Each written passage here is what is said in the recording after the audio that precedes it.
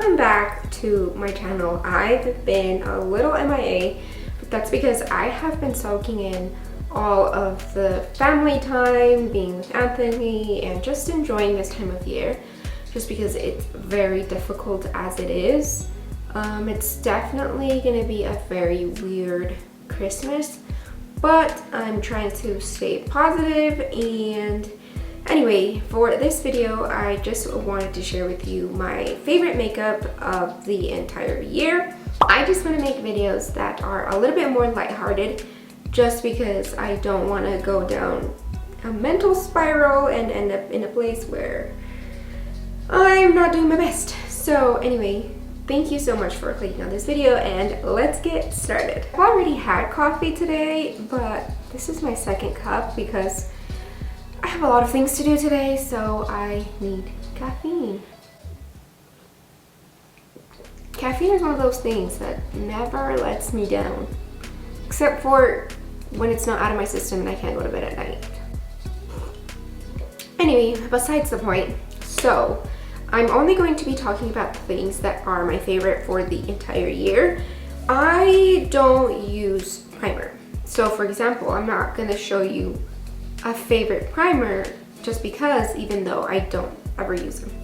So let's get started. My favorite thing that I discovered this year, and I literally recommend it to everybody, and sometimes people are kind of like, you've already told me about this.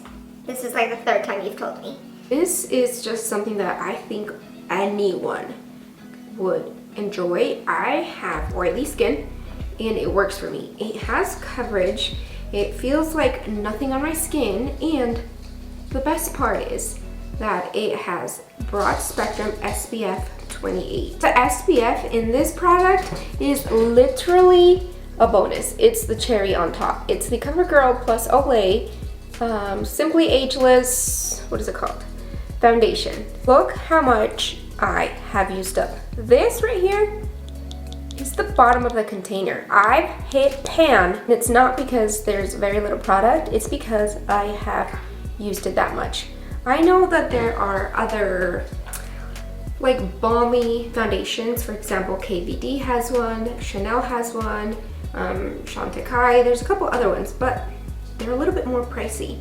This I can get at Walmart for like $13 or $14. If you happen to have a similar skin tone as I do, I use the shade 245. I think you can get away with it, honestly. I think it's because we're in winter and I haven't had that much sun. Getting a little bit paler because it's not very sunny. It's actually very gloomy right now. So if you are my foundation twin in regards to shade, 245 works really well. The one right below, I tried it and I looked like a ghost. It does come with a little puff. I don't use this because I like to use my own brushes, but it does come with that, and then it's a twist on. Anyway, I think I've spent a lot of time talking on this. I'm gonna kind of fly through the other products, but I just wanted to definitely make sure that I tell you how good this is for anybody. It doesn't matter if you're 15, 50, 80, that will work for you. One of the best things. It's even better than my Hourglass. And if you've been following me for a while, you know that I loved this foundation. I still do. This is my second pick, but that CoverGirl dethroned the House Labs. This one I have in the shade 145 Light Cool. Even though it says cool, it's not really a pink undertone. It's more yellow. In House Labs, they are backwards. So I have this one in 145. Again, if you are my foundation twin, this one I absolutely love. But the reason that I picked the CoverGirl over this one is because the CoverGirl, I don't need to touch with my fingers. I use my brush, which actually, let me just show you. I use this brush. This is the It Cosmetics brush. I just dip this and go directly on my face, and I never have to touch the product because I do not like touching makeup. I don't like having my hands dirty. I wash my hands maybe 20, 30 times a day because I am weird about it. I don't like my hands to feel dirty. So I really like this brush for that foundation. I also use it with this one. But anyway, this is my second recommendation. It has coverage, it is healthy looking, it's It's a little bit more dewy, but nothing that you can't, you know, mattify down with a powder. So that is the second pick. And then for the third, I'm gonna go with my Merit stick. I can't remember the exact name. I will put it down right below. This one is in the shade Bisque. This one I use for those times when I only want to cover like a couple of blemishes. Sometimes I do use it all over my face, but I like this one to be a little bit more precise and more of like a workhorse for specific areas. So that would be my third recommendation. It's very skin-like. When I put it on and I blend it out, it will provide that coverage that I'm looking for, but it will be like indetectable. I do not look like I'm wearing makeup. Like, granted, the other ones also look pretty skin-like as well. That's just the type of makeup that I like to wear. But for some reason, that one just looks like healthy, glowy skin.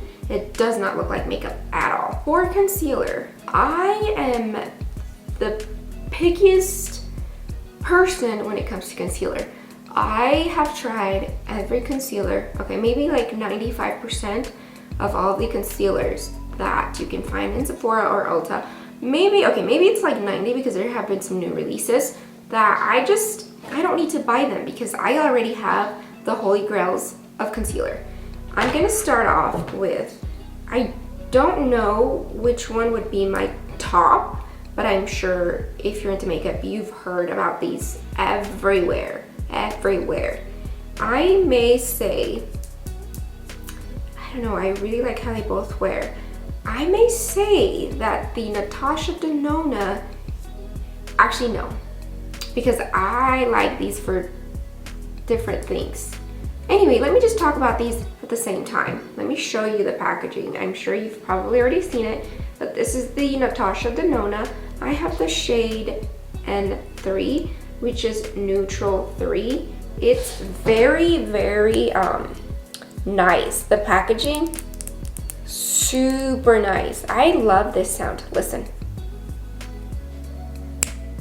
I love when they do that.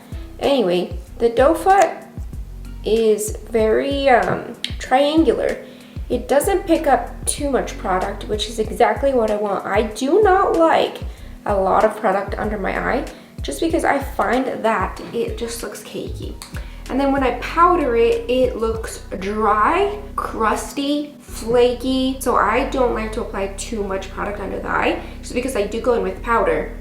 And I've noticed the more I add, the more the powder clings to. So this is very good because it provides a lot of coverage with very minimal product. I only do like a tiny bit right in the corner because that's where I have the most darkness. And then I bring it down, just kind of like a line, a ring, and then a little right here in the inner nose part. And that is all I need. I do not add more. I know that everybody says it's self-setting, but I do find that it can be a little bit more creasy than the House Labs. I do not think it really creases, but if you add a little too much, it can look a little bit creasy. So that's that on this one. Now let me talk to you about the House Labs. The House Labs is very, very, very, very much a very good concealer. I have this one in the shade 13 Light Neutral. A lot of people complained about it being, you know, a little too messy and hard to get in and out. Honestly, I'm not trying to call anybody out, but I think the way that people are pulling it out and putting it in, I think it's on people. I think they're just very aggressively pulling in and out, and they're the ones creating all of that leftover around the ring. Because it hasn't happened to me, and I've used this like every day. So don't let people tell you that the packaging is completely trash and it's horrible and da-da-da. No, I think it's user error because it hasn't happened to me. Anyway, besides the point, this one, the formula I like, I don't know if I like it better, but I like it just as much as the Natasha Denona. The one con about this concealer, even though it's still my favorite, is that even though it's a neutral shade, it pulls a little bit yellow, and under the eyes, I don't want yellow because then it looks like I have jaundice under my eyes. I want more of a peachy neutral base to cancel out any of the darkness. So that is the one thing that I would say about the House Labs, is that it feels a little bit yellow. But this concealer does not need to be set. And as someone that has a very oily face, but kind of pretty dry under eyes, I still have to use powder because I don't like when it settles into the lines, you know, that I have underneath. Everybody has those lines. It's not because you're old, because you're young, it doesn't matter. Like, even 2-year-olds have lines under their eyes. I do not apply my concealer. I don't know if I can show you. I do not apply my concealer all the way to my eye. I only apply it literally where my pinky is, right here. I only apply concealer here. I don't bring it out here. I don't bring it down here. I only apply it right here and then in this area. So I never really have to worry about it creasing up under my eyes because I don't take my concealer up in there. But I still like to set it in case it does migrate towards those lines. I wanted to see if it would crease without powder. And I added it, you know, in the same areas that I said or mentioned earlier. It did not crease. Even though I did not powder, it did not move. It was still hydrated. It looked fresh. It looks like I had just applied the concealer and it was like 5 p.m. and I put my makeup on at like 7:40 or so. I can tell you, if you don't want to deal with powder, if you don't want to deal with any of that stuff and you have dry under eyes, go for this one. With the caveat that it may pull a tiny bit more warm. And then this one, if you don't mind using powder and you want more of a lighter texture and consistency, go for the Natasha Denona because it does have a lot of coverage. They both do. This one is, everybody keeps saying it's thick. I don't really think it's thick. I just think it's more creamy, whereas this one is a little bit more thin and watery. But anyway, I spent way too much time in concealers. However, if you haven't tried these and you are looking for a concealer, I think these are holy grails. Like, I'm telling you right now, I will not purchase another concealer the entirety of this upcoming year. I just know that these two, they've done it for me. So if you're still on the hunt, try either one of these because I guarantee you, well, you're not gonna need to buy another concealer, probably ever again. This brush, honestly, you guys, is in its own category. Is the Real Techniques, what shade is this? Well, not what shade. It doesn't have a number, but it's the Expert Concealer Brush. I'm very picky with concealer and I'm very picky with concealer brushes. The reason that I like this one is because it is not round. It's kind of an oval shape, but it's also elongated. I've tried the round ones and they're okay, but the reason I don't like the round ones is because I only apply concealer where I mentioned earlier, right in here. And the round ones, when I try to dab it in, it starts to get a little bit too messy and I start to get concealer everywhere. That's not the goal. I want to look very natural, very skin-like. Because of the shape of this one, I am able to just stamp the concealer exactly where I want it and it does not move. The coverage is great. It's kind of like a stamp. It just stamps the product right where I want it to be, making it look natural. It does not take away any of the coverage. This is amazing. Oh, actually, it does have a number. It's the RT210 concealer brush. Okay, so moving on, for blush, I have found that I have only been reaching for this, not concealer. My mind is still thinking about coverage. This is the Anastasia Beverly Hills blush, or stick blush. On one end, it has a brush. I don't really use the brush just because I like something that's a little bit more fluffy, and this is more dense. However, if you don't really care about brushes, this works perfectly fine. I just don't want a flat top. I like more of a rounded brush. But again, it does work. This color, I am more of a warm and peachy color kind of a girl. This color, I don't know, I think is the best color for people that have my skin tone. This is in the shade Peachy Keen, And look at that color. If you are into warm blushes that are a little bit peachy, I mean, literally look at the color compared to my skin tone. If your skin tone is light yellow, these types of colors look amazing. Let me just blend it out so that you can see. The crazy thing about this blush is even though it's a cream, it feels like a velvety thin powder. I don't know, I love this color. I actually think that this is my favorite of all time. I actually had to put myself on timeout from this blush. I've told myself that I cannot wear this blush for the entire month. I have to use my other blushes. That is how much I love this one. This is the one from Merit in the shade Beverly Hills. I have had this one for a minute as well, but it's one that I constantly reach for. I do have a couple other blushes. I try to rotate them. That's why I haven't finished this one. But the fact that it looks like this, where I'm almost done with it, says a lot. Because I like, with the exception of the Anastasia one, I try to use all of my makeup. I don't want it to go bad. So let me show you the color of this one. This is what the one in Beverly Hills looks like. This one I like when I want more of a light makeup look. I know it kind of looks similar to the other one, but this one has a bit more of a mauve undertone. The Peachy Keen from ABH is a little bit more orangey undertone, whereas this one is like a true pink mauve. See how sheer that looks? That is exactly what I want when I'm not trying to wear a lot of makeup. And then the next one is a powder blush. These are the ones from Haus Labs. This again is a warm pinky undertone. I love, love, love. Like, you will never catch me in a cool tone blush, ever. Like, at all. This one is in the shade Pomelo Peach. These, even though they're a little pricey, even though they are a bit pricey, I honestly think they are worth it. That's what I'm wearing right now. And I do not regret purchasing it. This is why it's in my top favorite for the entire year. It's powdery. It's not in a bad way. It's like a, I don't know, like if cream and powder made a baby, it would be this blush, as well as their bronzers. Look at this color.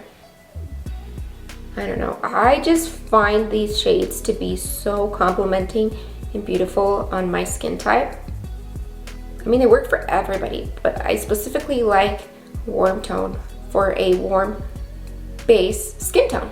This is the Real Techniques Tapered Cheek Blush in the number 449. I found this one on accident. I thought it was a foundation brush. Then I read that it was for your cheeks, so I tried it on my cheeks. I've never gone back. I found this, I think, middle of the year. This is the only brush where if I lost it, I would go get it immediately. Like, this is the only brush. And the concealer one. These two are just, will never not have them. Then if I have a powder blush, I use this brush. Also from Real Techniques. And this is the Real Techniques blush brush in the number 400. Best powder blush. Best brush for powder blush. That's a mouthful. Moving on, for bronzer, this is the Haus Labs bronzer in the shade Light Level 3. I'm the opposite when it comes to bronzers. I do not want any warmth at all in my bronzers. I want it to be very neutral, almost with a gray undertone, because that is what creates those shadows and that chiseled effect. So I will never, ever use a warm toned bronzer, ever. So this is my number one powder bronzer. For the bronzers, the powder bronzers, I like this brush. I also use it for the cream ones because I want a wash of color and not really like a very noticeable contour line. I just don't like that. I like it to be a little bit more subtle.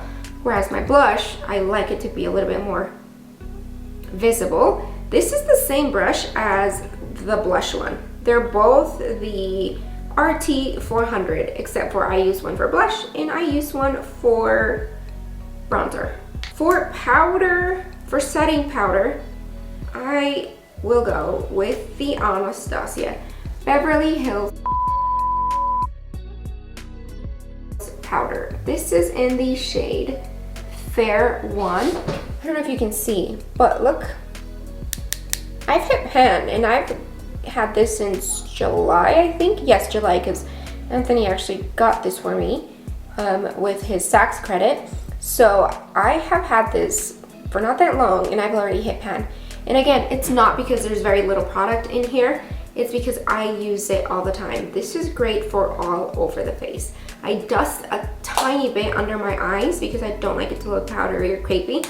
But this I use for all over my face. So that would be my all-time favorite powder for the entire year. I've tried the Huda Beauty. I've tried some of the other powders. I just do not like them and they don't compare to the Charlotte Tilbury one. So moving right along. Oh, actually, for the brushes, let's backtrack just a tiny bit. To set my eyes, or to set my concealer, I use the Zoeva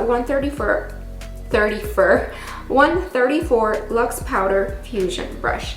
These brushes I find at TJ Maxx. It was like $4. This is perfect to fit right under the eyes. Let me show you. This literally is the only place I add powder, and this fits perfectly. So that's the one I use for concealer to set. Then for the Charlotte Tilbury one, this is from e.l.f.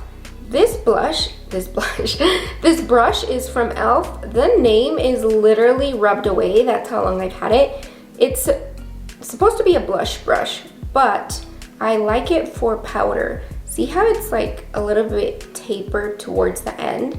I love this for setting my face because I'm able to get around the corners of my mouth, right in between my forehead, and then just all around my face. I think this brush works really well for that. It's their regular blush brush. It's like $3 or $2. I've had this one for years. For eyebrows, lashes, I have 3 products. This, sorry if the angle looks different, my camera died. But anyway, I was showing you the eyebrow pencil that I have been using the entire year. I know that it's not a fine tip. If anything, some would say it's very like thick and chunky, but I think that's what makes this work. I do not want to sit there and do my eyebrows and take 10-15 minutes. Like, they're my eyebrows. You do not deserve that much time of my day. So I want something that is quick. Because this one is thicker, I'm able to just go in and go out and not have to worry about being very precise and making sure I'm getting in between each hair and da-da-da. No, like, I'm sorry, I like my eyebrows, but I don't like you that much, and I'm not gonna spend 15 minutes on making them look good. I have it in the shade Neutral Brown. And then for for a brow brush or brow product, I have the e.l.f. I will always mention this every freaking year because this is $5 and it provides hold. My eyebrows are very rough and tough and they take crap from no one. If they wake up and they say, we're not gonna work today, like we are just gonna be all facing different ways and one's gonna be sticking up and one's gonna be sticking down. This, I have found, is the only thing that whips them in shape. The NYX ones, the NYX products, or the Anastasia ones, the Anastasia does not hold for me. The wax leaves like, it almost looks like I have dandruff on my eyebrows, which I'm like, I know I don't have dandruff on my eyebrows. So that doesn't work. What else? The NYX one does the exact same thing, where if I add too much product to get my eyebrows to hold, it looks a little bit white and flaky. This one does not do that. See how my eyebrows are sticking up and they're in place? They do not feel crunchy, stiff, hard, nothing. They are up. I don't know what is in this that makes my eyebrows work, but this is the only thing that they like and that they will accept. So, not fighting that. For mascara, this one hurts a little bit because it is so expensive. This is the Hourglass Unlocked, what is it called? Instant Extension Mascara. This is a tubing mascara. I have it in the shade Ultra Black. This is a tubing mascara. I will never, ever wear a normal mascara. I do not care how many claims, how many reviews it has. If it's not tubing, get it out of my face, because I will not try it. This is like 30 bucks, so it's expensive, but it's that good that I'm willing to spend $30. That should say something to you. My eyelashes, literally, if they could be anything, they would be a like Hawaiian tiki shack umbrella. They just go down. They do not like to stay up. This mascara is the only one that holds them up and in place. It gives me length, it gives me volume, it makes the curls stay. So I think that even though it's 30, it is still worth it if you have lashes similar to mine. This is the best mascara of 2023.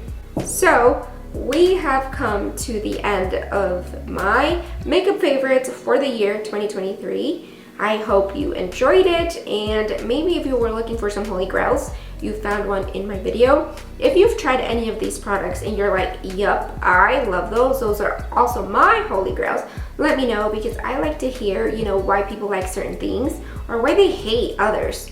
But anyway, thank you so much. I hope you end up subscribing, and I will see you in the next video. Bye!